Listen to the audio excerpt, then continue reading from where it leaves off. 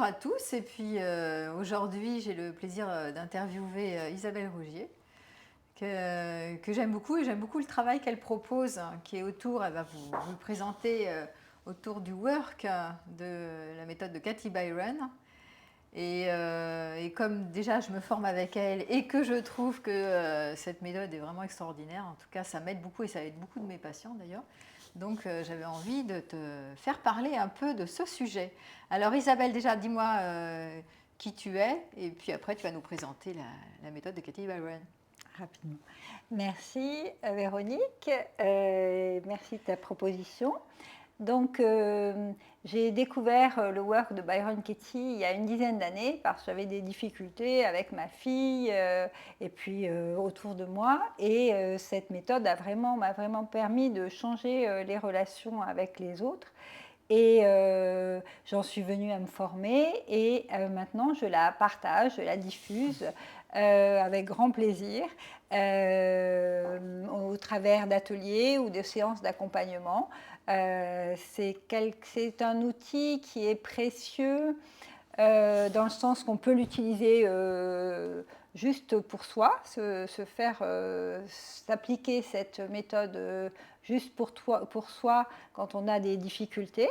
Et on peut aussi la faire à deux, ça va un peu plus loin, mais voilà. Et ça consiste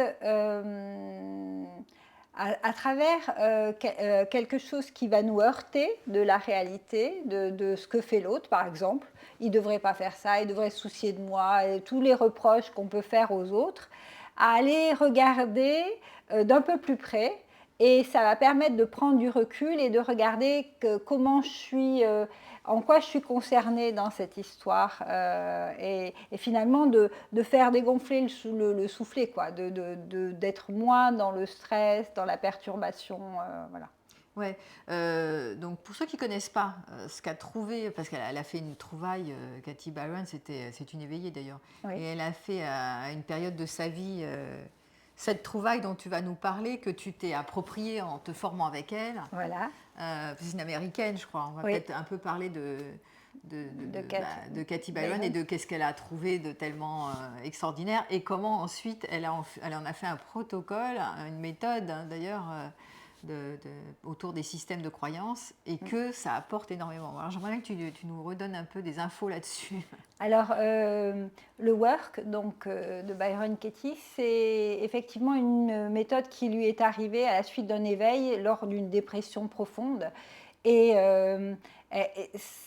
cette méthode qu'elle a mis, cet outil qu'elle a mis progressivement aussi plus au clair et qui s'est répandu partout sur la planète de bouche à oreille, elle consiste en un questionnement sur une croyance, c'est-à-dire que dans une situation précise, on va avoir par exemple la pensée « il ne se soucie pas de moi », le reproche à l'autre « il ne se soucie pas de moi », ou il ne me respecte pas, ou des reproches, vous en avez à la tonne, j'imagine, dans votre quotidien par rapport aux gens autour de vous.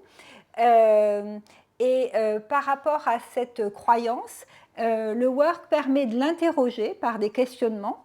Est-ce que c'est vrai ? Peux-tu absolument savoir que c'est vrai ? Et puis comment est-ce que tu réagis quand tu as cette croyance ? Qu'est-ce qui se passe en toi ?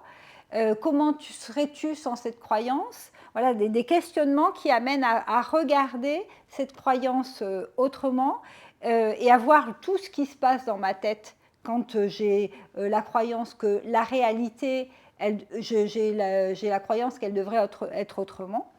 Et où je vais voir dans le passé, dans le futur, ça va se télescoper avec ce que j'ai vécu dans l'enfance, et ça m'amène à une idée de séparation, et on peut voir qu'on est complètement perturbé juste par une seule croyance et une pensée à laquelle on s'accroche. Et donc ça, c'est la première partie du work, ce sont des questions qui nous amènent à nous interroger sur ce qui se passe en nous, juste avec la croyance, ou sans la croyance.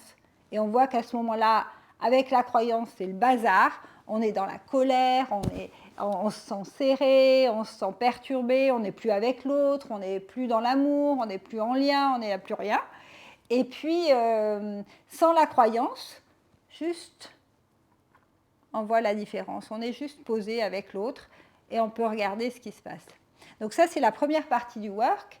Et là, je vous l'explique succinctement, mais ça demande à être approfondi, apprivoisé pour pouvoir être un outil qu'on peut utiliser dans le quotidien. Voilà. Et la deuxième partie, ce sont des retournements, c'est-à-dire qu'on va voir que le reproche qu'on fait à l'autre, finalement, par exemple, il ne se soucie pas de moi, je lui fais ce reproche-là, je vais voir que je peux retourner vers moi, je ne me soucie pas de moi, et aller voir en quoi est-ce que c'est vrai. Je ne me soucie pas de lui, voir qu'à des moments, moi aussi, je ne me soucie pas de lui. Et puis voir le contraire, qu'à des moments, il se soucie de moi. Voilà. Oui, donc ça permet de regarder ce que je croyais être sûr au départ, et finalement, petit à petit, en regardant la réalité autrement, je vois que le contraire est aussi vrai. Je vois que, et je reprends la responsabilité sur ma vie en voyant que c'est moi qui ne me soucie pas de moi. Voilà. Donc le postulat de base qu'a fait Cathy Byron, ou Byron Cathy, c'est pareil, c'est son nom à l'envers, c'est que ce sont nos pensées, notre corps mental qui nous limitent, qui nous créent des réalités en fait auxquelles on adhère, c'est ça, c'est son postulat autour des croyances, qui est le corps mental, nos pensées. Et nos pensées parfois dysfonctionnent vraiment beaucoup parce qu'elles nous font croire une réalité auquel on s'identifie, et c'est ce qui crée notre malheur en fait, c'est ça qu'elle dit. Nos souffrances, elles sont liées au fait que la réalité ne correspond pas à notre croyance. Si tu as la croyance les gens ne devraient pas mentir et qu'il y a quelqu'un qui te ment, non, non, les gens devraient être à l'heure, les gens devraient... Et les croyances, elles peuvent être... les croyances, c'est juste une pensée à laquelle on s'accroche. On a pu l'avoir, l'intégrer dans notre enfance ou parce que nos parents nous ont transmis, la société. On est farci de croyances. C'est que ça. Et l'intérêt d'aller les questionner avec le work, c'est en fait on les a intégrés en tant qu'enfants, on n'avait pas le choix, on a fonctionné avec ce qui nous était transmis, mais en tant qu'adulte, est-ce que c'est vrai que les gens ne devraient jamais mentir, par exemple? Est-ce que c'est vrai? En tant qu'adulte, je peux me poser la question et aller regarder ça d'un peu plus près.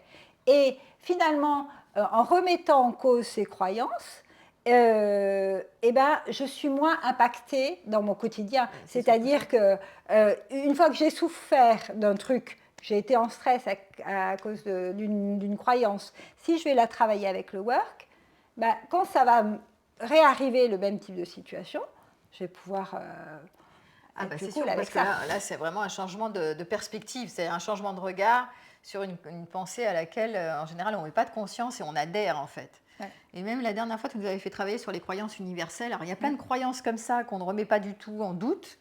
Est-ce que tu peux nous en dire certaines que tu as en mémoire, là, des croyances auxquelles tout le monde croit, on part tous dans... Mais oui, c'est vrai, si c'est vrai, on est sûr que c'est vrai. Les enfants devraient respecter leurs parents. Les parents devraient aimer leurs enfants, les gens devraient arriver à l'heure, il ne devrait pas y avoir tant de malheurs dans le monde, il ne devrait pas y avoir autant de pauvres, voilà, que la réalité elle soit différente de ce qu'elle est. Voilà, que la personne avec qui je suis en couple, elle devrait prendre soin de moi, elle devrait m'écouter. Même les valeurs écologiques, par exemple, tout ce qui même les valeurs à la mode, tu sais, les valeurs du qu'est-ce qui est bon, le bon, l'écologie c'est bien pour tout le monde. Enfin, voilà. C'est vrai qu'il y a plein de croyances auxquelles on est tellement sûr que c'est vrai qu'on les questionne jamais en fait. On est tellement, si je prends l'écologie, il faut que tout le monde soit écologique parce que sinon on va foutre en l'air notre planète, et ceci est vraiment vrai et c'est certain. Et tant qu'on ne les questionne pas, c'est vrai que tant que, c'est beaucoup le travail que je fais, c'est genre de déconstruire les pensées affirmées comme vraies et dogmatiques. Tant qu'on ne les voit pas, on ne les identifie pas et qu'on ne les questionne pas, forcément à un moment donné, on va avoir une certitude et ça va nous faire souffrir. Ouais. C'est ça le problème des Voilà. croyances limitantes, c'est que ça nous fait souffrir en Ouais. fait. Si ça ne nous Et- fait pas souffrir, tant mieux. Hein. Ouais. Et la souffrance, c'est justement, c'est la petite clochette qui me permet d'aller, de dire, ben là, ça me stresse de voir que la personne là, elle fait un truc qui est contraire à ma croyance. Et quand je vais voir le work, je vais avoir un cadeau quelque part. Le work, je rappelle, c'est la méthode. Hein. Le work, c'est la méthode de questionnement. Voilà, c'est la méthode de questionnement. Méthode de travail. Je vais me libérer et je vais comprendre pourquoi peut-être j'ai cette croyance et puis m'en libérer et faire que, je vais être plus légère après, quoi. Au lieu de Est-ce qu'il y a des fois des personnes qui ne veulent pas lâcher leurs croyances en disant mais si c'est vrai, il ne devrait pas mentir, il ne devrait pas me trahir dans la relation, on l'a beaucoup, il ne me respecte pas, il ne me soutient pas, il n'est pas attentionné, enfin tout ça, il y a des gens, est-ce qu'il y a des gens qui ne lâchent pas l'affaire? Alors en fait, j'en ai fait des centaines d'accompagnements, je dirais, en work. J'ai vu peu de personnes, mais c'est-à-dire qu'aussi les personnes qui sont venues à moi pour faire un work, c'est qu'ils avaient envie de changer quelque chose, de moins souffrir de leurs pensées. Mais ça m'est arrivé quelques fois d'entendre, mais si c'est là, mais c'est ultra rare. Mais ça peut arriver que des gens convaincus avec un ego très fort, mais oui, c'est comme ça, et je n'en bougerai pas, c'est comme ça, et ça, voilà, ok, la personne en est là à ce moment-là, et puis voilà. Et dans les relations amoureuses, le work, ça vraiment, c'est une méthode tellement fine et c'est bien fait. Hein. Voilà, c'est fait exactement c'est subtil, pour arriver à déconstruire ce qu'on est sûr et certain. On se dit oui, mais c'est sûr, il me respecte pas, il a fait ça. Je m'accroche et c'est sûr, j'ai raison. Voilà. Et là, effectivement, c'est progressif, c'est une sorte de méditation et ça permet de regarder, de lézarder progressivement la croyance et d'aller regarder comme avec un drone. Au départ, on est coincé dans la situation, on s'accroche, c'est comme ça, c'est pas autrement. Et comme avec un drone, on va regarder de plus haut toute la situation. Et là, on va voir, non, le truc auquel je pensais, finalement, c'est pas vrai. Et non seulement c'est pas vrai, mais je peux en apprendre quelque chose pour moi. Un exemple tout récent, quelqu'un qui travaillait sur son compagnon était agressif envers elle. Ouais. Et donc, le retournement, elle va voir en quoi elle est agressive envers lui. Et en prenant le temps, elle a identifié effectivement des moments où elle était agressive envers lui. Et elle m'a appelé quelques jours après l'atelier en me disant finalement, j'ai modifié ça, et c'est beaucoup plus cool entre nous. Donc, il a suffi qu'elle travaille, et du coup, ça change la relation. Ah oui. Voilà. Oui, alors ça, c'est le retournement. Il est agressif avec moi, c'est moi qui suis aussi agressive avec lui. Donc ça, c'était ce truc-là. Ouais. Ou alors, on a le retournement vers soi qui est il est agressif avec moi, je suis agressive avec moi. Voilà. Et là, c'est aussi voir, comme il ne me respecte pas, c'est souvent, c'est je ne me respecte pas. Voilà. Et c'est vraiment là, c'est des shifts, parce que quand la personne, c'est des prises de conscience. Quand elle prend vraiment conscience qu'au fond, d'abord et avant toute chose, je devrais me soucier de moi. Comme tu dis, Cathy Byron, elle avait inventé le terme les affaires. Soit c'est dans les affaires de l'autre, soit est-ce que c'est dans mes affaires. Ça aussi, tu peux le développer parce que c'est super intéressant. Oui. Ça, c'est quelque chose, même si on garde que ce petit bout-là. Byron Katie, elle dit il y a 3 sortes d'affaires. Il y a mes affaires, c'est ce que je pense, ce que je ressens, ce que je dis, ce que je fais, ce sur quoi j'ai une prise. Les affaires de l'autre, et puis les affaires de l'univers, ou de Dieu ou de la réalité, les affaires, ce qui se passe du monde, et qu'on ne maîtrise pas. Et le problème, c'est que très souvent, on n'est pas dans nos affaires, on est dans les affaires des autres. Alors ça provoque 2 problèmes, enfin on peut le voir de 2 manières. Déjà, si je dis il devrait m'écouter, c'est les affaires de qui? De l'autre. De l'autre. Il devrait me comprendre. Oui, il devrait me comprendre. Il ne me comprend pas. C'est l'autre. Il n'arrive pas à comprendre ses affaires. Par contre, qu'est-ce que j'en fais? C'est mes affaires. Donc, Très souvent, on est dans les affaires de l'autre et à ce moment-là, on est énervé, on n'est plus avec nous-mêmes, on est perturbé juste parce que l'autre, il ne fait pas comme on voudrait. C'est ça. Donc, il devrait me comprendre, mais oui, mais mais qu'est-ce que j'ai Il m'écoute pas. Oui, voilà. Il m'écoute pas, mais enfin comment? Voilà. Il devrait m'écouter. Voilà. C'est le même truc. Et il y a aussi une prise de conscience à avoir de l'arrogance que Byron Katie a dit. Ce n'est que pure arrogance que de penser que de croire qu'on peut savoir pour l'autre. C'est-à-dire, je sais que toi, tu devrais faire ça, que tu devrais faire ça, que tu devrais me comprendre, que tu devrais m'écouter, que tu devrais me laisser parler, que tu devrais prendre soin de moi. Moi, je sais tout ça. Je sais ce qu'il te faut, que tu devrais faire du sport, que tu devrais arrêter de fumer, que tu devrais... Voilà. Je peux donner des conseils. On se sent tous capables de donner des conseils à tous ceux qui sont autour de nous. Et quand on regarde bien, mais quelle arrogance! Je veux dire, il n'y a que chaque personne qui peut savoir pour elle-même, à l'instant T, qu'est-ce qui est juste et quelle est sa capacité de faire ci ou de faire ça, ou qu'est-ce qui est bon pour elle. Oui. Sauf que quand je suis dans tes affaires, je ne suis plus avec moi. Non. Par exemple, si tu me dis tu devrais m'écouter, parce que tu es frustré que je ne t'écoute pas comme toi, tu aimerais que je t'écoute, moi, peut-être que mon écoute, ça me suffirait de... Tu vois, moi, je n'ai pas les mêmes besoins, en fait, c'est ça le truc. On n'est pas les mêmes, on n'est pas identiques, donc moi, mes besoins d'être écouté ne sont pas les mêmes que les tiens. Mais si toi, tu interfères ou tu projettes que moi, j'ai le même besoin d'écouter que toi, c'est une arrogance parce que c'est un imaginaire que moi, je suis comme toi, exactement pareil. Donc mes besoins, c'est exactement les mêmes que les tiens. Et donc c'est ça qui est arrogant, c'est que c'est faux en fait. On croit que l'autre, il devrait être exactement comme on voudrait, parce qu'on croit que c'est un double de nous-mêmes. Et c'est ça qui est hyper... déjà, on ne s'en rend même pas compte. Et on pense que l'autre, si c'est notre... Alors là, sur la relation amoureuse, si c'est notre compagnon ou notre compagne, il faut qu'il nous comprenne, qu'il nous devine, qu'il soit télévisé, qu'il fasse exactement tout, qu'il soit chouchou, quoi. Voilà. Et le truc, c'est que si je vois que j'ai la pensée, tu devrais m'écouter, et que je vois que tu ne m'écoutes pas, eh ben, je vais m'énerver, je vais perdre le lien avec toi, et puis ça crée des grains de sable dans la relation, ça. Je veux dire, tous ces reproches qu'on fait à l'autre, donc le work, dans la relation amoureuse, dans la relation avec notre entourage, il nous permet de dissoudre des grains de sable ou des gros cailloux ou des petits cailloux, au fur et à mesure, parce que sinon les dossiers s'accumulent. On peut non mais hier il s'est pas occupé, et puis il refait le truc, et puis en plus il fait ça, et puis je veux dire au niveau de la relation, et là il n'écoute pas, il sort pas les poubelles, il a rien compris. Et en plus il prend pas soin de lui, et qu'est-ce que ça va donner, etc. Je veux dire, ça s'accumule, et tout ça perturbe la relation amoureuse.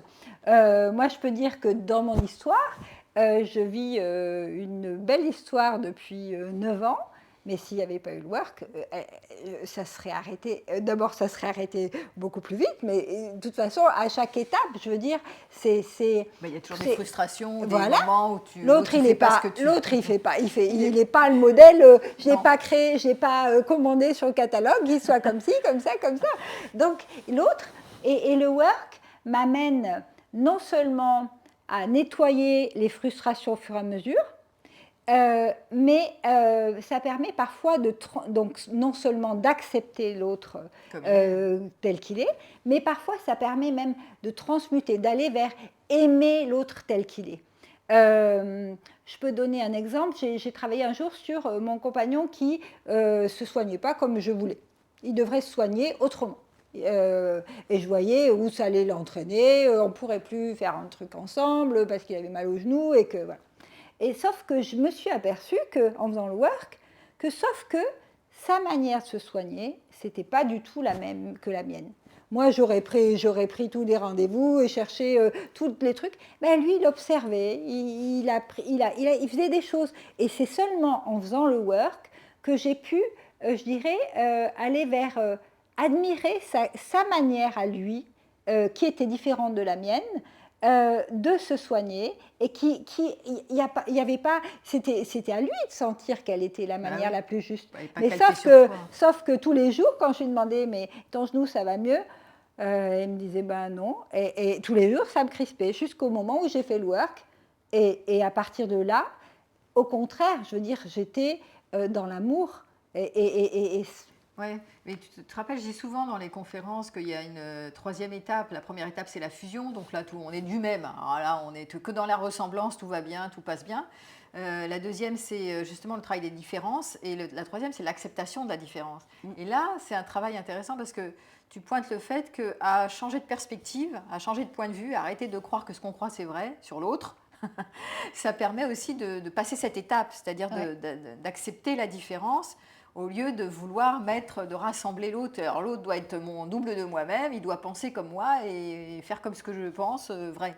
Et ça, c'est super intéressant en fait, d'élargir ce point de vue, parce que c'est ça le travail de Katy Byron, c'est l'élargissement de point de vue. Je ne reste pas fixée sur mon point de vue, je peux avoir ce point de vue et un autre, avoir différents points de vue, donc avoir une perspective beaucoup plus globale pour travailler sur cette différence. Parce que l'idée de la relation, et tu le dis très bien, c'est pas l'idée de faire un double de moi-même, ça ne marchera pas. En plus, ça n'a aucun intérêt d'être avec un double de soi-même qui répond à tous tes besoins, parce que finalement, tu t'ennuies. Après, ça n'existe pas, puis en même temps, tu finis par t'ennuyer, et si tu as ton sosie qui dit amène à tout ce que tu veux.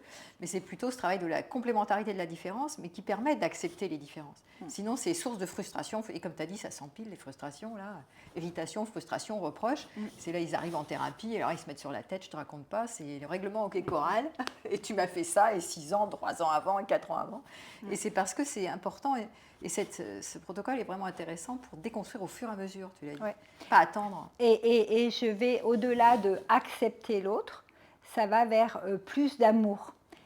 Amour de la différence, de voir que quand je suis dans le reproche de il n'est pas comme je voudrais, finalement, d'aller voir comment je peux aimer cette différence et je peux l'aimer tel qu'il est.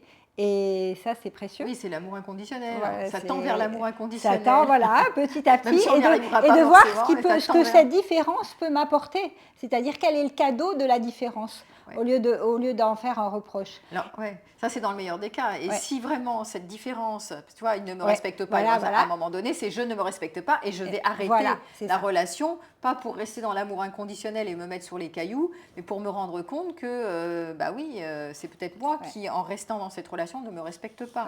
Au lieu de râler et d'être victime en pleurant sur mon sort, il ne me respecte pas, il devrait me respecter, parce qu'au bout d'un moment, je suis responsable de rien faire de ça, quoi. Tout à fait. En fait, le work, il amène aussi de la clarté et de la liberté. C'est-à-dire que quand je sors de la colère, je sors de l'émotion, j'ai tous mes neurones pour voir l'ensemble de la situation et à ce moment-là pouvoir décider effectivement qu'est-ce que je fais de cette relation, est-ce que j'y reste ou est-ce que j'y reste pas. Mais je ne fais pas dans la colère en étant agitée, ah oui mais il m'a fait ça et machin et comme ça, c'est juste tout est posé et ok. Je vois, Byron Katie dit, je peux essayer d'apprendre à un chat à aboyer pendant des années et le chat, il continuera à me regarder en faisant miaou. C'est-à-dire que, ok, je suis avec quelqu'un, j'ai posé le truc, je vois que cette personne a tel type de comportement. Si vraiment ce comportement, il ne me convient pas, ben je stoppe la relation, mais je n'ai pas à lui en vouloir. Et c'est juste, il ne sait pas faire autrement, il fonctionne comme ça. C'est juste à moi, ça permet dans ce calme, en n'étant plus dans l'émotionnel, dans l'émotion, dans la réaction, de prendre la décision qui est juste pour moi, de manière claire.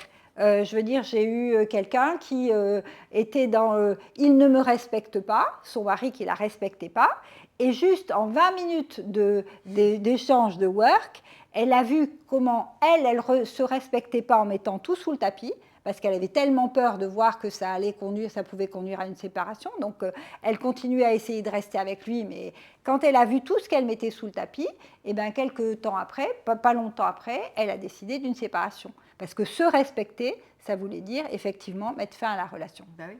Des fois, c'est ça. Voilà. Donc là, ce que tu pointes ici, nous, en analyse transactionnelle, on dit mettre de l'état du moi adulte. C'est-à-dire voir la situation à partir de l'état du moi adulte, c'est-à-dire qui prend de la distance, qui réfléchit, qui analyse, qui traite les informations, mais qui n'est pas impacté par l'état émotionnel ou les peurs. Parce que si tu es bloqué dans ta peur, il va me quitter, oh là là, bah forcément, émotionnellement, tu es tellement impacté, tu ne peux pas prendre des bonnes décisions. Parce que tu n'as pas assez de recul au niveau simplement, purement clarification de la pensée. Et donc, c'est vrai que le work amène beaucoup, c'est un travail sur les pensées, donc ça amène à à augmenter une réflexion beaucoup plus posée, comme tu le dis, et claire en plus. Oui. En fait, la clarté, elle vient du fait que tu es plus dans l'émotion. C'est-à-dire que en prenant de la distance, l'émotion, elle se pose. Et ça amène, comme on regarde la situation globalement, je suis plus perturbée et j'ai toutes les clés. Donc ça amène de la liberté aussi. Parce que au lieu d'être coincée dans un truc, dans un couloir, dans une certaine vision du truc, je suis victime très souvent, effectivement, avec le work, on prend conscience qu'on se place en victime de l'autre. Où on retrouve des situations qu'on a vécues avec sa mère, avec son père, des choses comme ça, et qui sont réactivées, et on voit que ça se passe, que ça vient chercher ça. Quand on a plus de clarté, eh bien, on voit toutes les possibilités qui se présentent à nous. Alors qu'autrement, on est coincé avec notre souffrance. Ouais. Non, c'est sûr. Alors donc là tu parlais du travail, du work dans la relation, au sein de la relation, et notamment la relation de couple, mais ça peut être dans les relations avec les enfants, les relations de famille, enfin toutes les relations avec les hiérarchiques, avec tout ce que tu veux. Voilà, dans le travail. Dans le travail. Et bien aussi, il n'y a pas que ça, parce que moi j'ai eu travailler plutôt sur la relation à moi-même, parce qu'on peut travailler aussi sur parce que c'est toutes les croyances, hein, c'est pas seulement les croyances dans la relation, c'est tout confondu. Hein, donc on a vu tout à l'heure les croyances universelles, les croyances sur le monde devrait se poser, il ne devrait pas y avoir de complot dans le monde, bon, bref. Et puis les croyances sur soi-même. Et moi, je me rappelle en avoir déconstruit une, Maus Costaud, pour moi, qui était, je crois que je l'avais dit la dernière fois, c'était faire l'amour souvent va augmenter mon énergie et ma vitalité, ma joie de vivre et ma vitalité. Bon, voilà, c'est une croyance que je n'avais jamais vraiment déconstruite. Et là, c'est plus une croyance sur moi, par exemple. Oui. Alors, les croyances sur soi, déjà, faire le work tout seul, bon, il y a le premier livre de Byron Katie qui est intéressant à lire, mais faire tout seul, aimer ce qui est. Mais c'est très difficile de pratiquer le work tout seul. Il faut qu'on soit accompagné. Voilà, c'est pour ça que je propose en atelier où on fait du travail par deux, où je diffuse cette méthode et puis je donne des approfondissements ou sur des thèmes. Et puis, alors c'est possible de voir des choses tout seul, mais il faut être très entraîné. Il vaut mieux être accompagné parce que sinon ça peut amener aussi vers la culpabilité. Et puis l'ego, il n'a pas envie d'aller voir. Il y a des choses qui restent bloquées. Non, mais c'était pour dire que ça marche aussi sur des croyances sur soi. C'est pas juste simple. C'est bien pour la relation parce que ça assainit et ça apaise beaucoup la relation déjà pour nous-mêmes. Parce que de passer son temps à dire il ne fonctionne pas comme il ne me respecte pas, il ne m'écoute pas, il patite, on n'est pas très apaisé, ni avec soi, ni avec l'autre. Donc on le fait pour soi. Ça, c'est une méthode qu'on fait déjà pour soi, pour se sentir mieux et alléger et arrêter de. Parce qu'il faut dire qu'une croyance qui n'est pas traitée avec un il devrait ou elle devrait, eh ben c'est sûr qu'on rumine en fait. Tu as remarqué que ça crée des obsessions et des ruminations. C'est pas juste une fois en passant, il devrait ranger les poubelles, mais il n'écoute pas, il ne comprend pas. Après, ça rumine. Donc ça devient obsessif. Et il y a des gens, et je l'avais dit, je sais pas, il y a des gens, ils sont obsédés. C'est des obsessions de penser sur l'autre. Et pourquoi il ne m'appelle pas? Il devrait m'appeler, il ne m'appelle pas. Il était gentil avec moi, mais il ne m'appelle pas. Et ça devient une obsession journalière. Et ça atteint le sommeil, ça peut atteindre la santé, etc. Complètement la personne. Et il y a une autre chose aussi, c'est que je vois le work comme une hygiène personnelle. Comme on nettoie son corps, on peut nettoyer son intérieur, ses pensées. Et ça permet de rentrer dans la relation, je dirais nettoyer. Je vais donner un exemple.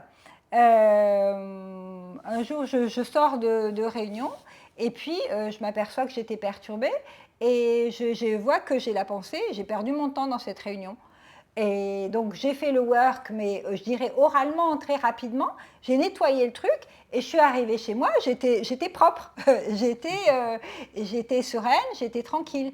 Si au cours de la journée, j'ai un certain nombre de dossiers qui arrivent, de perturbations, et qu'en rentrant chez moi, je suis déjà chargée de trucs qui se sont mal passés et que je n'ai pas nettoyés, si mon compagnon, mon chéri, mes enfants me disent un truc et que je vais pas réagir de manière juste. Je vais riposter, je vais dire et toi machin. Je vais dire ça va rentrer dans l'escalade. Donc c'est pas bon pour la relation amoureuse. Pas que, pour soi d'abord. Pour soi. Pour soi-même, parce que c'est vrai que comme tu le dis, ce qu'on appelle nous en AT, c'est marrant, je fais des corrélations avec ce que j'avais appris en analyse transactionnelle, c'est les collections de timbres, tu vois. Voilà, c'est donc il y a quelqu'un qui te fait un crack dans la journée, paf, t'es là, non, un deuxième, un troisième, tu sais, il y a des journées comme ça, où il se passe pas ce que tu veux, en fait. Comme si l'environnement était ennemi, tu sais. Tu rentres dans ton bureau, l'autre il te fait la gueule, l'autre il te demande un truc, bon. Et ça fait une accumulation et à la fin, bah oui, ça fait une collection et à un moment donné, on appelle ça des timbres cacadois. Et puis alors après, tu as ton copain qui arrive, alors déjà, puis il prend la sauce, quoi, parce que ton sac il est plein, ta collection elle est pleine, donc il se prend le truc pour rien. Et ça, c'est vrai que c'est vrai qu'aussi un des avantages, parce que c'est vraiment un travail cognitif, le work, c'est un travail où on déconstruit les pensées qui sont des pensées limitantes, des pensées négatives. Il devrait, elle devrait, il n'aurait pas dû, enfin tout ce qui est... j'ai besoin qu'il fasse ça. J'ai besoin qu'il fasse ça comme ça, j'ai besoin qu'il m'écoute, j'ai besoin qu'il ou même il ne m'écoute pas, là, il ne m'écoute pas, voilà. Et ça commence à monter, et il ne m'écoute pas. Et en fait, il y a des fois, il suffit d'identifier, parce que le work, il a ça aussi dont témoignent les gens qui le pratiquent, c'est qu'il s'intègre en nous, quand on l'a pratiqué quand même un petit peu, comme l'histoire des affaires. Par exemple, il suffit des fois de voir que, ok, il ne m'écoute pas, et si ça monte en moi, dire, mais est-ce que je suis bien dans mes affaires ? Ben non, je ne suis pas dans mes affaires. Il ne m'écoute pas, je peux voir qu'il est peut-être fatigué, il a peut-être envie de penser à autre chose, ça le regarde, il ne m'écoute pas. Ok, ça veut dire que si j'ai vraiment envie qu'il m'écoute, moi, mes affaires, c'est de le noter, d'en prendre conscience, de voir, et puis de dire, bon, si j'ai vraiment envie si ce que je juge, ce que je lui dis là, j'ai vraiment envie qu'il l'entende, eh ben, je vais prendre un autre moment où il est plus disponible, où je vais lui dire, tu veux qu'on en parle un autre moment, ou etc. Ah oui. Mais sans me mettre en colère, parce qu'il ne m'écoute pas, eh ben, je ne suis pas dans mes affaires. Donc, simplement identifier dans notre journée, quand on est perturbé par quelque chose, quelle est la croyance qui est mise en jeu, qui est en relation avec autre chose, et puis de voir, est-ce que je suis bien dans mes affaires ? Il devrait faire autrement, là, ça le regarde, allez, et je laisse tomber et je lâche. Et il y a beaucoup de gens qui, en atelier, me témoignent que d'intégrer ça dans leur vie quotidienne, ça change déjà. Il y a beaucoup de choses qu'elles lâchent et qui leur permettent d'être dans plus de légèreté, dans moins de stress. Après, ce que j'ai observé, parce que ça m'arrive aussi avec certains de mes patients, quand je trouve que c'est adéquat, tu vois, de faire ce protocole, là, qui ont quand même du mal à pratiquer, même de réfléchir au retournement, tu vois, il ne m'écoute pas, elle devrait... les retournements, déjà, ils ont du mal à les trouver. Non, mais c'est pas possible, je peux même pas imaginer que ça puisse être l'inverse. C'est quoi la phrase inverse? Je vous en demande, c'est quoi l'inverse de ce que vous pensez? Mais non, c'est pas vrai. Tu vois, c'est très compliqué au départ d'avoir l'idée que c'est possible de retourner sa pensée, d'arrêter de penser comme on pense, en fait. Alors, ça demande, déjà, j'entends que tu le fais parfois comme ça. Mais autrement, je veux dire, il y a une certaine technique à acquérir. C'est comme de conduire. Je veux dire, au début, c'est un peu laborieux. Et puis, petit à petit, il y a une certaine gymnastique. Mais une fois, les personnes, elles n'ont pas forcément, en séance individuelle, elles n'ont pas forcément besoin de connaître les rouages du work. C'est par mon accompagnement, tu veux, que émerge en elles, même je peux leur souffler le retournement, ou si tu commences la phrase par jeu, qu'est-ce que ça pourrait donner, etc. Et puis, l'énoncé, c'est une chose, et après, laisser résonner cet énoncé, je ne me respecte pas. En quoi est-ce que c'est vrai? Et aller voir dans toutes les parties de ma vie en quoi ça peut être vrai que moi je ne me respecte pas, alors que j'accuse l'autre de ne pas me respecter, il va peut-être... d'abord, c'est mes lunettes, c'est mon interprétation de ce qui se passe. Lui, il a dit un truc, et moi, j'interprète ça comme un non-respect. Donc déjà, il y a voir ça. Et puis voir qu'en fait, ce truc qu'il a dit, ça a duré 5 secondes, et que moi, dans ma vie, je ne me respecte pas une bonne partie de la journée parce que j'en fais trop, parce que ceci, parce que cela. Donc, des fois, l'autre, il nous fait juste un petit truc, et on va s'apercevoir que nous, on s'en fait 10 fois pire. Ah non, mais c'est sûr. Oui, c'est sûr, parce qu'il y a 3 types de retournements. Hein. Tu as le retournement vers soi, vers l'autre. Alors ça, c'est... Oui, mais ça dépend, en fait. Oui, parce que ça dépend de la phrase initiale. Des fois, il y en a que 2, il peut y en avoir 4 ou 5. Il peut y en avoir qui arrivent et qui ne sont pas complètement orthodoxes, mais qui sont profondément justes au moment où ils sortent et qui apportent quelque chose de l'ordre d'un... Ah ouais. Et puis qui permettent de lâcher l'histoire et vraiment de changer, je dirais, le cours de sa vie. Parce que ça m'est arrivé que des gens, par une décision ou même par un eureka, je me souviens d'un gars qui a travaillé sur une situation où sa compagne ne s'était pas souciée de lui. Il devait aller à l'hôpital, elle partait, etc. Et c'était vraiment, ça avait été 2 ans après, il lui en voulait encore, quoi. C'est donc une simple situation comme ça laisse des traces dans des couples. Ouais. Et quand il a réalisé le work, les 20 minutes de work, ça lui a permis de réaliser qu'il s'était accroché à cette idée que les femmes avec qui il était devaient s'occuper de lui. Et quand il a réalisé que c'était à lui à s'occuper de lui, mais je suis sûre qu'à ce moment-là, sa vie a changé, quoi. C'est en l'espace de 20 minutes, il y a des choses qui peuvent vraiment switcher, quoi. Ah oui, bah oui, c'est un changement. Bah, c'est le renversement, la bascule de la croyance, en fait. Tu changes de pensée, donc tu changes de perspective. Et tu arrêtes d'être identifié à cette pensée. Les femmes de ma vie, moi je l'avais aussi cette représentation. Le compagnon qui est avec moi doit me soutenir, et notamment quand je suis au plus mal. Hein. Pareil pour les valeurs de l'amitié. Ma meilleure amie doit me soutenir quand je suis au plus mal. Et j'avais travaillé là-dessus d'ailleurs. Donc non, la première personne, c'est intéressant. Il doit se soucier de moi. Je dois me soucier de moi, ou il n'a pas les moyens de se soucier de moi parce qu'il ne peut pas. Il a pas les moyens. En général, c'est souvent c'est ce qui permet de pardonner d'ailleurs, c'est de voir que l'autre, à ce moment-là, n'a pas les moyens de pouvoir faire ce que toi tu aimerais qu'il fasse, qui est tellement important pour toi, et que voilà, ça évite des grosses déceptions et des rancœurs et des ressentiments, et ce qui fait que des fois ça devient très très lourd. Parce que si tu nourris du ressentiment comme ça dans une relation, même si tout le reste est chouette, n'empêche que ça fait des gros morceaux voilà. qui lâchent pas en fait. Ouais. Oui. Et moi je vois ça comme des grains de sable dans la chaussure. Où, il suffit des fois un petit caillou et on peut marcher. On essaie de marcher, mais on claudique. Et puis, je veux dire, ça handicape la relation et ça ternit l'amour quelque part. C'est comme si, voilà, et quand même. C'est sûr. Moi, les consultations de couple, la plupart du temps, c'est des reproches parce que c'est de la réactivité. Donc c'est que des reproches en fait qui se font. Au bout d'un moment, ça devient des conflits, ça devient de la l'agressivité, c'est des systèmes de défense, 2 systèmes de défense qui s'attaquent et te contre-attaquent. Voilà. Tu aurais dû, tu n'aurais pas dû, et tu ne me comprends pas, et tu ne m'écoutes pas. Forcément, chacun est dans son monde. Donc, c'est vraiment précisément là, le travail qu'a trouvé, qu'a inventé Katy Byron, c'est juste incroyable, parce que c'est un protocole. En fait, c'est une feuille, d'ailleurs, c'est une feuille de questions qu'on trouve, c'est un questionnement. Donc, c'est un protocole à suivre. Ouais. Alors, c'est vrai qu'on trouve tout sur Internet. Mais moi, je trouve ça extrêmement compliqué de prendre la feuille telle que... Si vous n'êtes pas formé, vous n'avez pas pigé grand-chose, quoi. Il y a des questions, vous allez tout de suite balancer ça au panier, parce que vous allez dire, bon, oui, machin, bon, bref, ça ne parle pas, en fait. Il faut vraiment soit lire, déjà, peut-être lire ses bouquins, ou... aller se former, quand même. Toi, tu fais des formations en Zoom qui sont accessibles. Et je fais même un premier atelier découverte gratuit, donc où les gens comprennent un peu, voilà, qui pratiquent en fait, qui travaillent sur leur cas, parce que c'est en travaillant sur soi, en expliquant un cas, je sais pas, soit un truc relationnel ou même un truc de soi à soi. Moi, j'avais plutôt des problèmes de moi à moi, mais peu importe.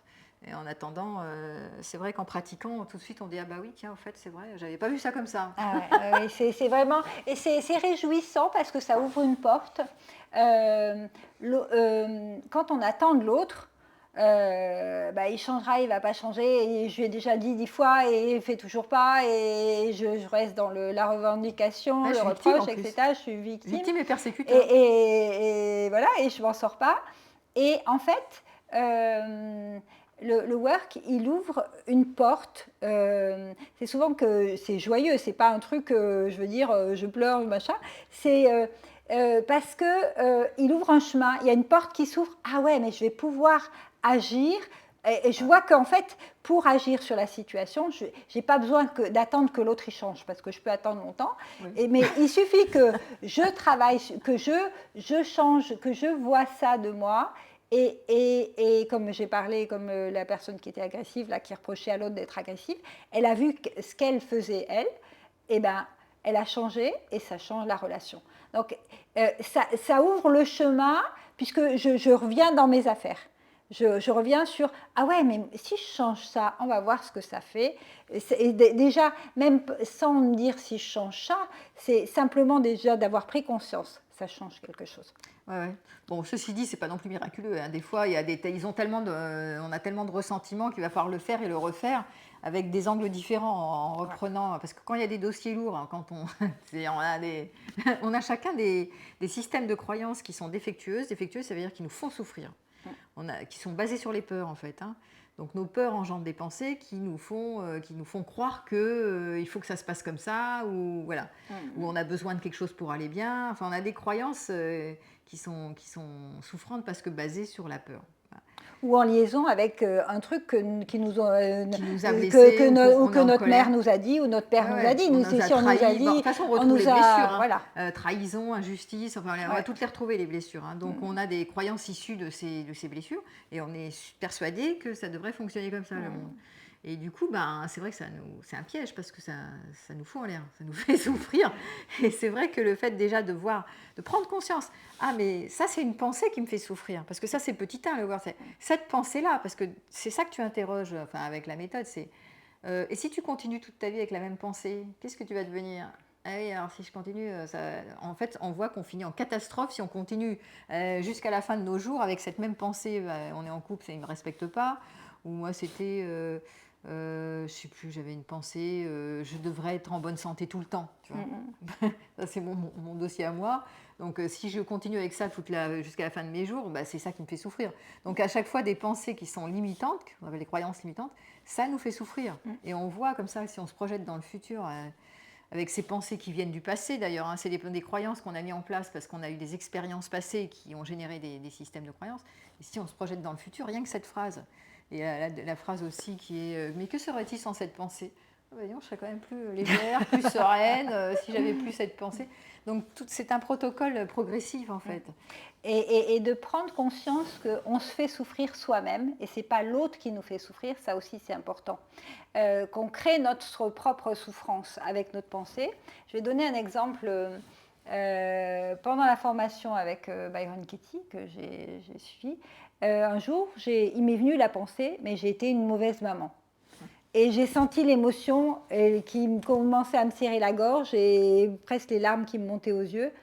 Mais je me suis dit, là, je vais rentrer dans la souffrance. Je vois que c'est cette pensée, elle me fait souffrir. Je me suis dit, ok, c'est une pensée, c'est pas moi, c'est juste une pensée. Cette pensée, ok, je la mets de côté, je la traiterai ce soir, je vais faire le work dessus. Mais là, je la mets de côté et je reviens ici et maintenant. Et ça a disparu. Je veux dire, mon émotion, j'ai pas attendu d'être complètement prise dans le truc. Hein. J'ai vu tout parce que j'avais conscience que c'était cette pensée qui était en train de m'engloutir. Donc j'ai dit, ah ok, je la mets de côté. Et je vais, dès que je vais avoir le temps, je vais aller l'explorer. Oui. Et après, je me suis aperçue que je n'avais pas été une si mauvaise mère que ça. Chacun fait ce qu'il peut avec, voilà. Mais sauf qu'il y a des moments, on se focalise sur un truc. J'ai un jour dans une... C'est vrai que dans cet exemple, si tu t'étais focalisé, ça y est, j'ai tilté, j'ai associé, j'ai une pensée qui me traverse, je suis une mauvaise mère. Si tu avais Bon, pendant le Ah cours, ouais, si tu avais bugué dessus, ah ouais, tu serais resté un quart d'heure là-dessus. Et- Pendant ce temps-là, le cours passe. Ah Tu oui, n'aurais et pas puis été concentré. et puis t'es mal. Ouais, t'es mal. Ouais. T'es mal. Et un jour, j'ai fait le work avec quelqu'un, un homme qui pensait qu'il avait rendu son fils malheureux. Je veux dire, la relation avec son fils, elle était bien faussée. Et quand il a fait le retournement, j'ai rendu mon fils heureux. Waouh! Mais il en a pleuré, hein, je veux dire, de voir à quel point c'était bien plus vrai. Hein. J'ai rendu mon fils heureux que j'ai rendu mon fils malheureux. Mais il s'était focalisé comme sur que tu as un petit bouton et que tu trouves ultra moche parce que tu as ce petit bouton. Et sauf que si tu regardes l'ensemble de la situation, ben, je suis sûre que ces 20 minutes ont changé la relation avec son fils. J'ai eu le même truc avec, mais moi, c'était un homme qui s'était rendu responsable de la mort de sa fille. Donc, tu sais, bon, là aussi, sur les syndromes du survivant, je suis responsable. À cause de moi, je n'ai pas fait le nécessaire, donc elle serait vivante si je n'avais pas été là, si j'avais fait ce que j'aurais dû faire, etc. Donc ça, tu vois, là, c'est sur soi. Ouais. Je suis coupable d'avoir fait quelque chose de mal. Et là aussi, c'est des croyances qu'on travaille aussi beaucoup sur ça aussi, c'est un travail en work. Tout à fait. On travaille toutes nos croyances, en fait. Dans chaque situation stressante, il y a une croyance derrière. On peut aller la chercher, même sur la douleur physique. Hein. Sur la douleur physique, on peut avoir mal, par exemple, que quand on marche, mais se faire beaucoup souffrir, souffrir par nos pensées. Je ne vais plus pouvoir faire ça, ça va s'aggraver, je vais pas pouvoir faire ça, machin, etc. Donc, on a plein de moyens de se faire souffrir. Et le truc, c'est que le work, il t'amène à en être plus conscient. Et du coup, plus tu deviens conscient, moins tu te fais souffrir, et plus tu deviens serein et joyeux. C'est ça, déjà parce que tu es beaucoup plus dans l'instant et que tu vois que le corps mental, c'est-à-dire les pensées, c'est vraiment les pensées qui s'alimentent d'elles-mêmes, qui créent une histoire et qui créent les émotions. Par exemple, celle-là, parce que c'est de la mienne en plus, j'ai mal quelque part, ça va s'aggraver, du coup ça me fait, c'est vrai que je le vois, ça me fait une focalisation de l'attention sur la douleur, du coup la douleur elle démultiplie, et du coup ça me crée encore plus de peur, et du coup je me projette dans le futur que ça va être une catastrophe, que j'aurai plus jamais de plaisir dans ma vie, ça c'est un bon exemple, j'aime bien. Et du coup ça me fout ma journée en l'air, tu vois, alors qu'il y a un truc, tu vois, pour l'instant j'en sais rien, et jusqu'à présent je suis encore là, donc je peux témoigner que tout est passé, parce que en plus nos pensées souvent c'est maintenant, mais on croit que ça va être définitif, tu vois, c'est pour toujours, pour toujours comme ça. Donc il n'y a pas de temporalité, les choses vont et viennent, ça va passer, c'est pas du tout relatif en fait. Nos pensées, elles nous font croire à un truc, on y croit dur comme vrai, jusqu'à ce que mort s'en suive, tu vois. C'est pour ça que c'est intéressant d'interroger nos pensées, parce qu'on ne se rend pas compte de l'hypnose qu'on a avec nos pensées et que ça nous crée toutes les somatisations, toutes les souffrances, enfin plein de trucs, quoi. C'est juste incroyable de voir ça. Et ce que tu dis, ça m'évoque en fait dans la question 3, c'est-à-dire comment réagis-tu, qu'est-ce qui se passe à ce moment-là quand tu es avec cette pensée, on va voir ce qui se passe, où ça nous amène dans le futur. Oui, et typiquement là, je veux dire, dans la douleur, ça t'amène à la mort ou nos proches parce qu'il est malade, ça va, voilà. On voit tout de suite le pire, mais c'est incroyable de voir à quelle vitesse notre mental il va au pire. Et dans la relation, qu'il suffit d'un petit truc que l'autre ne fasse pas comme on veut, et ça nous emmène à l'idée de séparation ou l'idée qu'on ne veut plus le voir, ou qu'on ne pourra plus. C'est le drame, en fait. Ça nous emmène, mais en l'espace. Ce qui est intéressant aussi dans cette question 3, c'est de voir qu'avec une simple pensée, mais c'est incroyable tout ce qui se passe en nous. Je veux dire au niveau corporel, au niveau de l'émotionnel, au niveau de... On n'est plus là du tout. On n'est plus avec l'autre, on n'est plus dans l'amour, on n'est plus... même avec notre plus grand amour, on en vient à le détester. Je veux dire, sur l'instant, tu peux venir à le détester, à le haïr, quoi. Je veux dire, c'est incroyable de voir à quel point on peut être perturbé juste par une pensée. Puis souvent, ce sont des pensées racines qui sont récurrentes. Ce n'est pas la première fois qu'elles arrivent. C'est toujours à peu près les mêmes pensées qui se répètent et qui provoquent les mêmes affres, les mêmes drames en fait. Mais c'est vrai que nos pensées, elles partent dans le vortex traumatique, c'est-à-dire qu'on voit toujours le pire avec une pensée. Tu vois, au lieu de voir, pourquoi pas, puis ça pourrait s'arranger. Non, Tu vois, genre, je suis malade et ça va s'aggraver, tu vois, et je pourrais me dire, mais non, mais ça va passer. Non, très souvent, je me dis, mais non, mais et après, j'aurai plus droit au plaisir, et après, je vais plus pouvoir faire de sport, et après. Oh putain, mais alors là, je me fous la journée en l'air, je suis déjà complètement asphyxiée, rien que par une pensée, qui est une pensée d'ailleurs répétitive. Bon, après, c'est vrai que voilà, le work, il faut le refaire des fois. C'est pas en 2 minutes parce que on a dit, c'est pas non plus miraculeux. Mais un outil très intéressant. Et c'est aussi une pratique, je pense. Il faut l'intégrer dans sa vie. Voilà. Pas juste tu le fais une fois en passant. Je pense que, enfin, en tout cas, moi, je l'ai intégré comme une pratique de déconstruction de la pensée. Parce que quand j'ai pris vraiment conscience que le corps mental, c'est incroyable comment il influence. D'ailleurs, tout le monde le dit aujourd'hui, que ça influence la matière. Notre mental influence la matière, notre santé, notre corps, nos émotions, notre disponibilité à l'instant. Donc bref, notre mental, il contribue à notre mort même. Quand on ne le voit pas à l'œuvre, on ne s'en rend pas compte. Après, on a des pensées positives, super. Mais le nombre de pensées négatives sur nous, sur les autres, sur le monde, sur machin, oh là là, c'est un truc de fou ça. Donc quand on se rend compte de ça, on a intérêt à travailler sur nos pensées, parce que sinon, c'est le piège. Veut se rendre la vie. Pour mon site, ça s'appelle Se rendre la vie plus douce. Ah bah voilà. .fr, voilà, je le dis. Donc pour moi, c'est mon expérience. C'est que mon expérience avec le work, c'est que ça m'a permis d'être nettement moins contrariée au quotidien, puisque il y a des trucs, tu le nettoies une fois, et quand ça t'est reproposé, ben, ça glisse, donc tu n'es plus perturbé. Et il y a une chose aussi que je vois qui revient dans la vie à deux, et où les gens me demandent de travailler ça, c'est quand on leur fait des critiques, des reproches. Ils ne devraient pas me faire de reproches. Et ils ne devraient pas me faire de reproches. En premier, c'est les affaires de l'autre. Ouais. Il me fait un reproche, ok. Mais d'arriver à voir que quand il me fait ce reproche, il parle de lui, et que si moi je suis perturbée par la croyance, il ne devrait pas me faire de reproche, je vais dire et toi aussi et machin et tout ça, et ça rentre dans l'escalade. Alors que si j'arrive à dire ok, il me dit ça, est-ce qu'il y a quelque chose de juste? Je fais un atelier qui s'appelle le cadeau de la critique. Est-ce qu'il y a quelque chose de juste dans son reproche, sans que mon ego tout de suite il se sente offensé? Ah, il m'a fait un reproche, non, il ne devrait pas me faire de reproche. Moi, je suis parfaite. De voir que, est-ce qu'il y a quelque chose de juste? Et puis, même s'il n'y a rien de juste, ok, il a senti ça, ça le concerne. Il parle de lui quand il me fait ce reproche.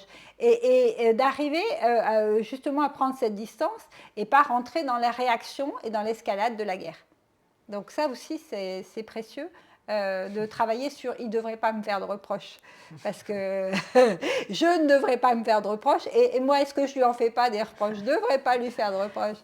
Bon, vous avez compris, il y a plein d'angles, de vues où on peut attaquer des croyances, il ne devrait pas, j'ai besoin, c'est souvent ça. Il ne me respecte pas, il ne m'écoute pas, il ne comprend pas, il ne se soucie pas de moi. Il ne se soucie pas de moi. Voilà, dans la relation, c'est les classiques qu'on sent tous à un moment. Je veux dire, il ne me respecte pas, je veux dire, presque tout le monde à un moment, une situation a senti ça. Voilà. Et quand il fait quand il fait l'effet tous, alors là, c'est la totale. Alors, c'est la totale. Tu veux rajouter quelque chose ou pas? Non, je crois qu'on a fait un peu le tour. Donc Isabelle, vous la retrouvez, je remettrai le lien sur son site. Pour la retrouver soit sous forme d'atelier, soit sous forme d'entretien individuel. Voilà. Et puis voilà. Et une séance d'accompagnement. Moi, je parle d'accompagnement parce que c'est chacun qui fait son chemin, et je suis là juste pour faciliter le chemin des découvertes. En posant les questions. Voilà. Et sinon, vous avez aussi le travail de Cathy Barron il y a des vidéos Il y a des vidéos aussi, de son travail, elle fait des démonstrations aussi. Voilà, des vidéos, voilà. Et puis, je mets des informations, j'ai des infos sur mon site aussi là-dessus. Voilà. Ok, super. Voilà. Bon, écoute, merci Isabelle. Voilà, et puis lire le livre aussi, Aimer ce qui est, c'est intéressant, on peut le lire et relire. Ça permet d'avoir une petite idée du work, mais ça ne permet pas d'y travailler seul d'emblée. C'est vraiment des gens qui arrivent à l'atelier m'ont dit « Ah, j'avais essayé, tout ça. Ouais, » On l'a dit, c'est tout seul, ça va être un peu délicat parce que c'est... Même quand on connaît le work, moi c'est plus facile quand quelqu'un me pose la question que moi toute seule dans mon coin. C'est quand même mieux à deux. Ok. Et écoute, merci. Et puis bonne journée.